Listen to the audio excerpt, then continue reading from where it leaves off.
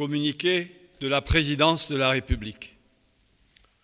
Le vice-président de la République, M. Daniel Kablan-Duncan, a remis au président de la République, son Excellence M. Alassane Ouattara, sa démission du poste de vice-président de la République pour des raisons de convenance personnelle, par une correspondance en date du 27 février 2020.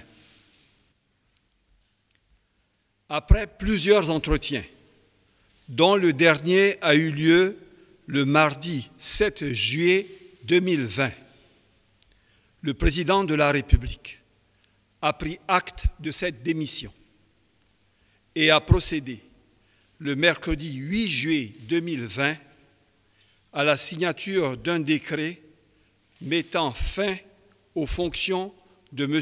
Daniel Kablan-Duncan en qualité de vice-président de la République, conformément à la Constitution, telle que modifiée par la loi constitutionnelle numéro 2020-348 du 19 mars 2020.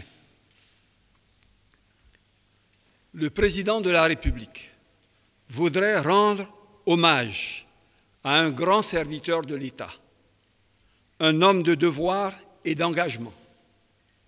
Le chef de l'État félicite M. Daniel Kablan-Duncan pour son importante contribution à ses côtés et au service de la nation, successivement en tant que ministre d'État, ministre des Affaires étrangères, Premier ministre, chef du gouvernement et vice-président de la République.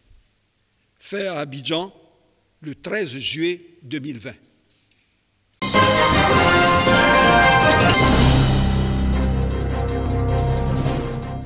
Ce matin du 13 juillet, début des épreuves écrites du BEPC. Cynthia, candidate libre, se présente à son centre d'examen à Koumassi avec un retard.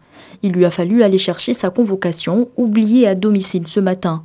Une fois en salle, c'est le stress pour cette ménagère qui avait, par faute de moyens, arrêté les cours. J'ai fait le bon, je me suis arrêtée en classe de terminale. Ça fait 7 ans maintenant. Je suis un peu stressée. Mon objectif est de rentrer en l'ENA. C'est avec attention qu'elle écoute la surveillante rappeler aux candidats les sanctions qui leur est réservées en cas de fraude. Ils sont en moyenne une vingtaine de candidats par salle pour un surveillant. Une disposition particulière en raison de la crise sanitaire du coronavirus. Vraiment, ce matin, tout se passe bien parce que les forces de l'ordre sont là et tous les enseignants sont là. On a 750 élèves pour ce centre. Cette année, c'est particulier, dû à la pandémie à Covid-19. Et il y a un enseignant, un surveillant par salle. Vous avez vu qu'il y a un groupe d'enseignants qui est en train d'attendre au niveau de la salle des profs. Donc ça veut dire que toutes les décisions sont respectées. Les épreuves démarrent sans incident majeur, mais avec quelques minutes de retard. Les candidats se frottent au premier sujet de français. Ça part de la violence scolaire. En fait, c'est pas trop difficile, en fait, parce qu'on a déjà vu ça à l'école, donc ça marche, ça peut aller. Un test argumentatif et puis un résumé des tests. Mais et tout c'est un peu dur.